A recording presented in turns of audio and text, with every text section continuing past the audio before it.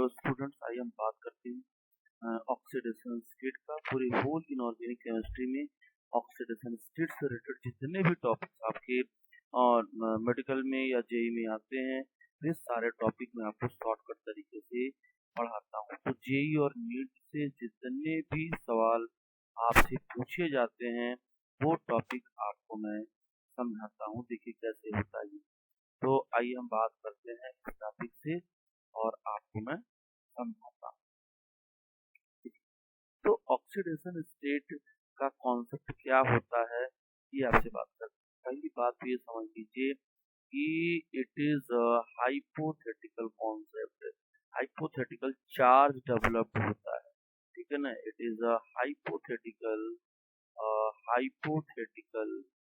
Charge developed होता है when it is in combined with other hypothetical, ठीक है ना।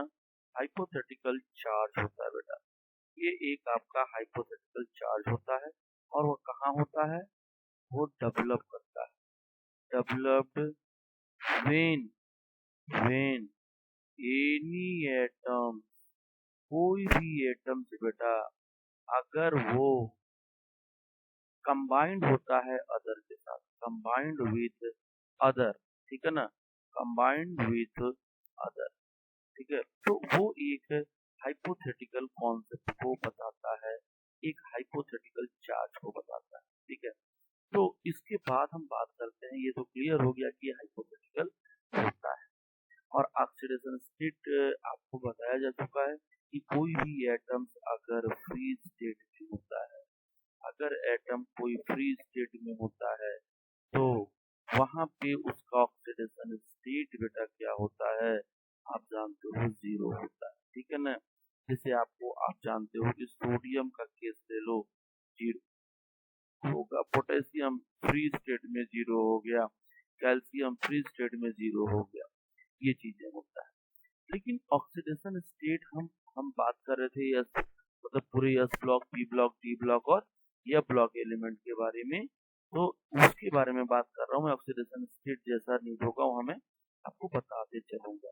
तो सबसे पहले मैं बताता हूँ आपको कि यस ब्लॉक एलिमेंट के लिए कैसे, फॉर यस ब्लॉक एलिमेंट के लिए बेटा कैसे ऑक्सीडेशन स्टेट को डिसाइड करेंगे और क्या होता है उसका ऑक्सीडेशन स्टेट। तो उसके ऑक्सीडेशन स्टेट को मैं आपको बताता हूँ। पहली बात तो एस ब्लॉक में दो होते हैं, एक होता है आपका अल्कली मेटल्स होता है, क्या होता है आपका बेटा, अल्कली मेटल्स होता है, एक आपको मैं बता रहा हूँ। अल्कली मेटल होता है, तो वहां पे उसके बैलेंस जो इलेक्ट्रॉन होता है बेटा 1 होता है, इसीलिए उसका ऑक्सीडेशन स्टेट हमेशा 1 हो जाएगा। दूसरे केस में आता हूँ कि जो अल्कलाइन अर्थ मेटल होता है आपका, अल्कलाइन अर्थ मेटल्स बेटा होता है, और अल्कलाइन अर्थ मेटल जो होता है आपका, उसके बैलेंस इलेक्ट्रॉन बेटा 2 होता है। इसका मतलब कि वो 2 इलेक्ट्रॉन लूज कर सकता है, यानी इसका ऑक्सीडेशन स्टेट जो अल्कली मेटल का होगा वो +1 होगा, और जो अल्कलाइन अर्थ मेटल होगा वो आपका +2 होगा। तो ये बात आप समझ सकते हो अच्छी तरीके से। अब मैं आपको ले चलता हूँ कि पी ब्लॉक एलिमेंट में कैसे ऑक्सीडेशन स्टेट निकाला जाता है। तो आपको बताता हूँ, फॉर पूरा डिटेल में आपको बताता हूँ। फॉर पी ब्लॉक एलिमेंट के लिए आप ऑक्सीडेशन स्टेट कैसे फाइंड करोगे। तो यहाँ पे बहुत सारे फैक्टर भी काम करते हैं, जैसे इनर्ट पेयर इफेक्ट होता है। आपको मैं नेक्स्ट दूसरे लेक्चर में आपको बता दूंगा कि इनर्ट पेयर इफेक्ट क्या होता है, वो मैं आपको समझा दूंगा, ठीक है। तो सबसे पहले मैं आपको बताता हूँ कि वो आपका कॉन्सेप्ट पी ब्लॉक का एलिमेंट का क्या होता है। तो देखिए आपको मैं बताता हूँ पी ब्लॉक एलिमेंट के केस का। तो पी ब्लॉक एलिमेंट में ऑक्सीडेशन स्टेट का कॉन्सेप्ट क्या होता है, ये आपको मैं समझा रहा हूँ। पी ब्लॉक एलिमेंट का केस देखिए, तो यहाँ पे जो केस होता है बेटा, यहाँ पे समझो inertness of NS electron bonding. पहली बात तो इनर्ट पेयर इफेक्ट, यहाँ एक बार मैं छोटा सा टर्म आपको समझा दूं कि इनर्ट पेयर इफेक्ट क्या होता है। इनर्ट पेयर आपका इफेक्ट क्या होता है। इनर्ट पेयर इफेक्ट में आपका जितने भी इलेक्ट्रॉन होते हैं इसमें NS का, तो कह सकते हो कि इनर्टनेस, इस सब में अलग अलग वीडियो में आपको दे दूंगा इनर्ट पेयर इफेक्ट का, फिलहाल यहाँ मैं शॉर्टकट में बताता हूँ। Inertness of NS electron toward the bonding, ठीक है ना। जब बॉन्डिंग बनाता है तो बॉन्डिंग बनाता है NS इलेक्ट्रॉन का जो इनर्टनेस होगा वही आपका इनर्ट पेयर इफेक्ट होता है, ठीक है। अभी मैं आगे और आपको समझाऊंगा कि इसको कैसे और तरीके से हम समझेंगे। तो आइए हम बात करते हैं, दूसरे पेज पे आते हैं और वहां लिखते हैं। अब मैं बात करता हूँ आपसे कि इन ग्रुप आपका जब बात करूंगा तो 13 से 16 ग्रुप की बात करूंगा, क्योंकि 13 से 16 ग्रुप में ही जो P ब्लॉक होता है वो आपका वहां पर है, वो इंक्रीज होती है और हायर ऑक्सीडेशन स्टेट की स्टेबिलिटी डिक्रीज होती है, क्योंकि टॉप टू बॉटम आने पर जो इनर्ट पेयर इफेक्ट होता है वो इंक्रीज होता है, ठीक है। तो मैं आपको यहाँ पर ग्रुप 13 की कहानी बता देता हूँ कि ग्रुप 13 में क्या होता है, क्योंकि मैं आपको कंपटीशन एग्जाम आ रहा है नीट का और जेई का, रिवीजन करा रहा हूँ, इसलिए आपको शॉर्ट ट्रिक बता रहा हूँ। जैसे आपके पास क्या है, कुरान, बैगन, आलू, ठीक है ना, गोभी, इन थैला, आपका इंडियम और ये आपका। तो आप एक चीज समझ लीजिए कि ये जो ग्रुप मैं आपको जनरेट करके दे रहा हूँ, है ना, यहाँ पर भी जेड इफेक्ट क्या होता है, जेड इफेक्ट इंक्रीज होता है। यहाँ पर भी आपका जेड इफेक्ट क्या होगा, जेड इफेक्ट इंक्रीज होगा।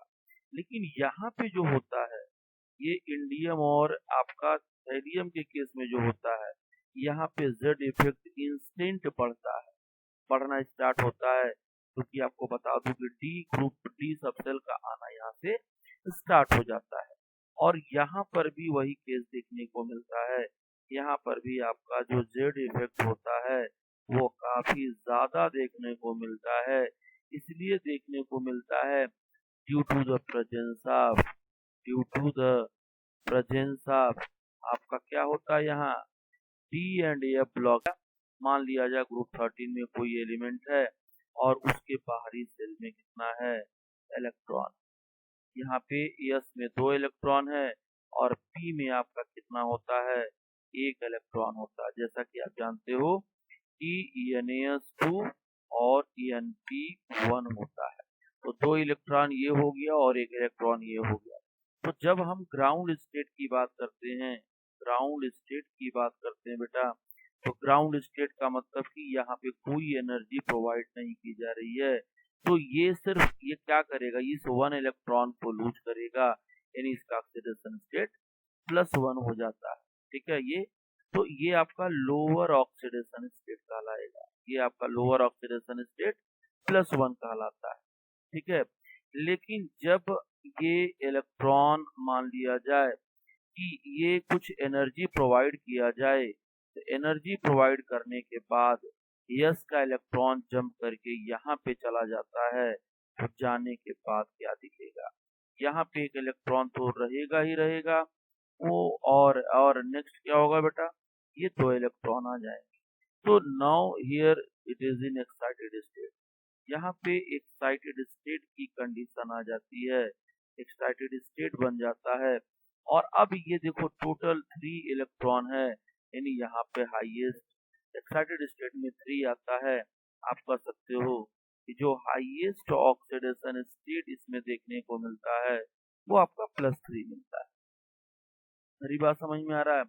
तो इसमें एक सवाल आपसे पूछ रहा था कि वाई, एक सवाल आप देख लीजिए, मैंने बोला ना कि लोअर की स्टेबिलिटी ज्यादा होती है और हायर की स्टेबिलिटी कम होती है। तो पूछ सकता है कि वाई लोअर ऑक्सीडेशन स्टेट जो होगा वो ज्यादा स्टेबल होगा इन कंपेयर टू आपका हायर ऑक्सीडेशन स्टेट से। ये आपका सवाल है, ये पूछ रहा है आपसे क्या होता है ऐसा। ठीक है, हायर ऑक्सीडेशन स्टेट जो है लेस स्टेबल होता है। तो आपको मैं पहले ही बता दिया हूँ सोल्यूशन में कि वहां पे जेड इफेक्ट क्या होता है, इंक्रीज होता है। आपको सबको बता दिया हूँ, अब नहीं हो तो जेड इफेक्ट में अलग से बता दूंगा। जेड इफेक्ट टॉप टू जब बॉटम आते हैं तो जेड इफेक्ट आपका क्या होगा बेटा, इंक्रीज होता है।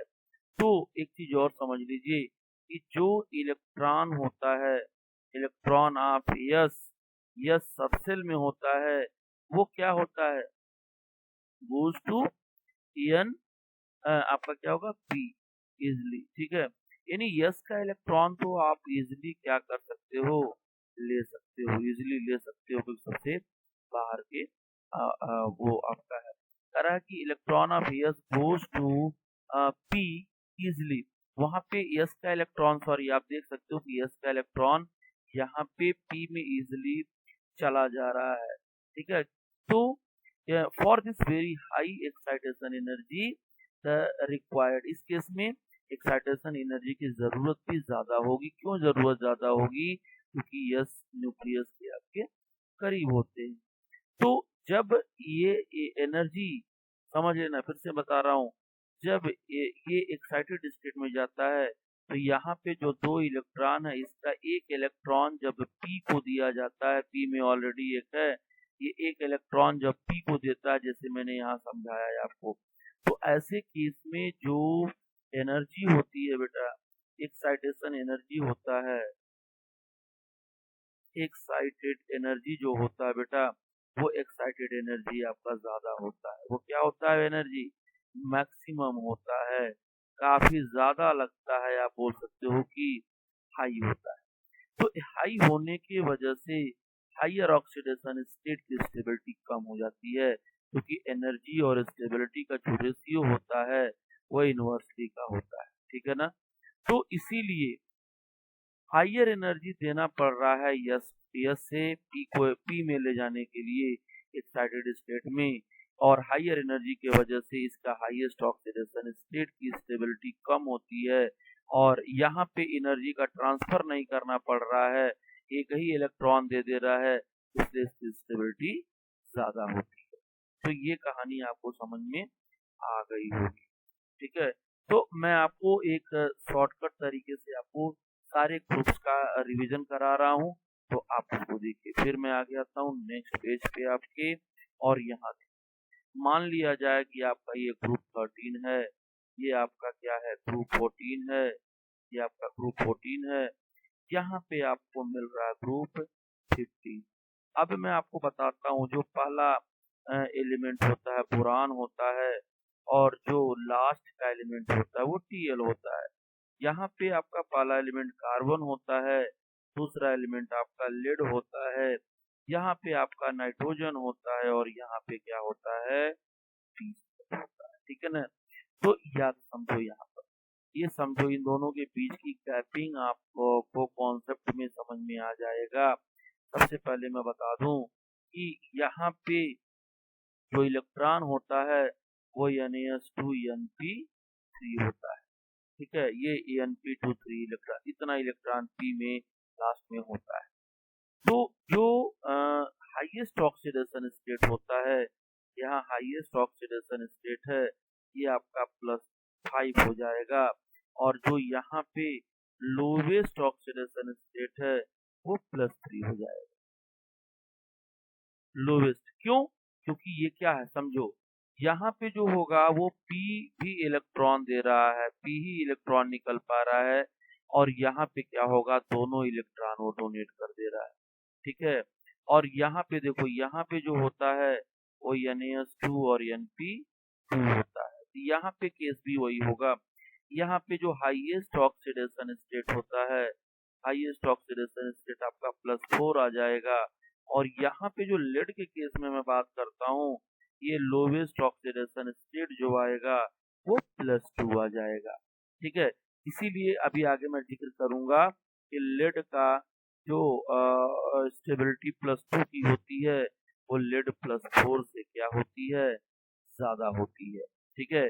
या कभी कभी ऐसे पूछता है कि why PbCl2 is more stable than PbCl4, तो यहाँ पे आपको जेड इफेक्ट की मदद से समझाना पड़ता है, ठीक है। जेड इफेक्ट आपको समझाना पड़ता है। यहाँ पे आ जाइए, इसका कॉन्फ़िगरेशन होता है NaS2 और Np1, आप देख लीजिए। और ये इसका जो हाईएस्ट ऑक्सीडेशन स्टेट बेटा होता है वो +3 होता है, क्योंकि 2 इलेक्ट्रॉन इसका और 1 इलेक्ट्रॉन इसका हाईएस्ट ऑक्सीडेशन स्टेट में शो करेगा। और ये जो आता है ना बेटा, ये एक्साइटेड स्टेट की बात कर रहा है, ठीक है। और लोवेस्ट जो ऑक्सीडेशन स्टेट यहाँ पे आपको दिखाई देगा वो आपका सिर्फ +1 शो करेगा। लोवेस्ट +1 और हाईएस्ट +3, यहाँ लोवेस्ट +2 और हाईएस्ट +4, यहाँ लोवेस्ट +3 और हाईएस्ट +5। तो ये चीज आपको समझ में आ गया होगा। अब मैं आपको इस तीनों ग्रुप्स का जो इम्पोर्टेंट चीजें हैं वो मैं आगे समझा रहा हूँ, आगे देखिए। इसके बाद मैं बात करता हूँ आपसे कि लास्ट एलिमेंट जैसे Tl, Pb और Bs होता है। तो फॉर लास्ट एलिमेंट तीनों का देखिए, उन्हीं पे सवाल बनते ही हैं। तो लास्ट एलिमेंट कौन कौन से हैं बेटा, वो लास्ट एलिमेंट आपका है कि Cl है, आपका लेड है, और उसके बाद बिस्मथ है। इन तीनों का केस मुझे अच्छे से समझना है। तो याद रखना, इन तीनों केस के लिए जो लोअर ऑक्सीडेशन स्टेट होगा, लोअर ऑक्सीडेशन स्टेट वो ज्यादा स्टेबल होगा in compare to higher oxidation. मेरी बात समझ में आ रहा है। और नीचे आने पर एक चीज समझ जाना कि टॉप टू बॉटम आने पर जो लोवेस्ट ऑक्सीडेशन स्टेट है, ठीक है, वो उसकी स्टेबिलिटी बढ़ती है, और जो हाईएस्ट ऑक्सीडेशन स्टेट है उसकी स्टेबिलिटी घटती है। क्यों? क्योंकि आपको पहले ही बताया हूँ, due to Z effect. Z effect से वजह से जो नीचे के इलेक्ट्रॉन होते हैं वो न्यूक्लियस से ज्यादा क्लोज होते हैं, तो इसीलिए पी के ही इलेक्ट्रॉन को इजीली हम आसानी से बाहर निकाल सकते हैं, ठीक है। तो ये कहानी होता है। इसके बाद मैं आपको बताता हूँ स्टेबिलिटी का जो ऑर्डर आपका, ये जो मैं बता रहा हूँ वो आप जरूर याद रखिए। ये भी आपका ट्रिक है, जो भी ट्रिक है या आप याद कर लीजिए उसके लिए। Stability order of following group, ये देखिए स्टेबिलिटी ऑर्डर आपको मैं कुछ ग्रुप्स का समझा रहा हूँ क्या। जैसे पहला आपको दे रहा हूँ, आपसे पूछ रहा है एल्युमिनियम पॉजिटिव है, आपसे कह रहा है गैलियम पॉजिटिव है, आपसे कह रहा है इंडियम पॉजिटिव है, आपसे कह रहा है Tl पॉजिटिव है, सॉरी ये आपका Tl पॉजिटिव। तो कह रहा है कि इनके ऊपर सबके ऊपर प्लस चार्ज, इसका मतलब कि आपसे पूछ दिया कि बताइए कि इनमें सबसे ज्यादा स्टेबल कौन सा होगा, सबसे ज्यादा स्टेबिलिटी किसकी होगी। तो आप जानते हो कि लोअर ऑक्सीडेशन स्टेट की स्टेबिलिटी ज्यादा होती है नीचे आने पर, ठीक है ना। तो देखो सबसे ज्यादा स्टेबल आपका ये होगा, फिर आपका ये होगा, फिर आपका ये होगा। यानी आप समझ लीजिए कि +1 ऑक्सीडेशन स्टेट के केस में टॉप टू बॉटम आने पर जो लोवेस्ट ऑक्सीडेशन स्टेट की स्टेबिलिटी होती है वो इंक्रीज होती है। इसके बाद मैं आपको दूसरा सवाल पे जिक्र करता हूँ, ये भी आपको दूसरा कंटेंट है। जैसे कार्बन है, CX2 दे रखा है, ठीक है ना बेटा, SiX2 दे रखा है, ठीक है ना। इसके बाद बेटा ZeX2 दे रखा है, आप ऐसे समझिए बेटा SaNX2 दे रखा है। इसके बाद आप समझिए PbX2 दे रखा है, और पूछ रहा है कि इसमें किसकी स्टेबिलिटी ज्यादा होती है। तो याद रखना, इन सब में जो चार्ज आएगा वो आप देख सकते हो हाईलाइट के साथ है। इसका मतलब कि सबके ऊपर बेटा जो चार्ज होगा वो +2 होगा। और फिर वही कॉन्सेप्ट की lowest oxidation state top to bottom आने पर स्टेबिलिटी बढ़ रही है। जो सीक्वेंस में बता रहा हूँ, स्टेबिलिटी का बता रहा हूँ और यहाँ पे +2 मिल रहा है। ठीक है, इसका मतलब इसमें स्टेबिलिटी लेड का ज्यादा होगा। इसके बाद बेटा और भी मैं आपको समझा रहा हूँ। तीसरा केस देखिए, तीसरा केस आपसे पूछ दिया कि BX3, ठीक है, AlX3, ठीक, देखिए इसके बाद आपसे दे रहा है बेटा GaX3, फिर आपको पूछ रहा है InX3, फिर आपसे बेटा पूछ रहा है TeX3। कह रहा है इसमें सबसे ज्यादा स्टेबिलिटी ऑर्डर किसकी है। तो एक चीज ध्यान देना बेटा कि यहाँ पे ये +3 है, ये भी आपका +3 है, ये this is also +3, this is also +3, this is also +3, because highlight है -1 चार्ज। तो यहाँ पे भी आप देख लीजिए कि जो ऑक्सीडेशन स्टेट होता है वो क्या होता है, वो किसकी ज्यादा होता है, किसका कम होता है। तो यहाँ पे जो हाईएस्ट ऑक्सीडेशन स्टेट अब आ रहा है, हाईएस्ट ऑक्सीडेशन स्टेट की स्टेबिलिटी एक्चुअली +3 आ रहा है। तो हाईएस्ट ऑक्सीडेशन स्टेट की स्टेबिलिटी टॉप टू बॉटम आने पर वो डिक्रीज होता है। आप देख लीजिए यहाँ पे मैंने आपको समझाया है। तो इसका मतलब कि यहाँ पर सबसे ज्यादा स्टेबल आपका कौन सा हो जाएगा, BX3 हो जाएगा। ठीक है, तो इसके लिए अब इसका जो कंक्लूजन है मैं आपको वो बता देता हूँ। एक मैं P ब्लॉक तक का पढ़ा दे रहा हूँ, इसके बाद इसके नेक्स्ट वीडियो में आपको क्या पढ़ाऊंगा कि D ब्लॉक एलिमेंट का। ठीक है, तो ये देखिए for stability for last element, for last element के केस में देखिए लास्ट एलिमेंट P ब्लॉक का ऑफ P ब्लॉक एलिमेंट, और P ब्लॉक में जितने भी हैं उनकी सभी की बात मैं कर रहा हूँ। ये देखिए क्या है, अब समझिए। यहाँ पर देखिए मैं बताता हूँ, यहाँ पर आपको यहाँ देख लीजिए कि मैंने बोल दिया कंक्लूजन में कि लोअर जो ऑक्सीडेशन स्टेट होता है उसकी स्टेबिलिटी हाईएस्ट ऑक्सीडेशन स्टेट से ज्यादा होता है। दैट इज क्या होगा बेटा, जो Tl होगा उस पे +1 चार्ज की स्टेबिलिटी Tl +3 से ज्यादा होगा। बेटा जो लेड होगा, लेड +2 चार्ज की स्टेबिलिटी वो Pb +4 से आपका क्या होगा, ज्यादा होगा। और बिस्मथ जो है ये +3 लोवेस्ट ऑक्सीडेशन स्टेट होता है और +5 हाईएस्ट होता है। ये किस ग्रुप से बिलोंग करता है, ये आपका 13th ग्रुप से बिलोंग करता है। 13th ग्रुप में जो कॉन्फ़िगरेशन होता है वो NaS2nP1। तो लोवेस्ट का मतलब एक इलेक्ट्रॉन बिना एनर्जी के डोनेट कर सकता है, क्योंकि S का इलेक्ट्रॉन थोड़ी एनर्जी देनी तो पड़ेगी ही, बट S का इलेक्ट्रॉन वहां पे जंप नहीं करेगा। ये आपका 14th ग्रुप से करता है।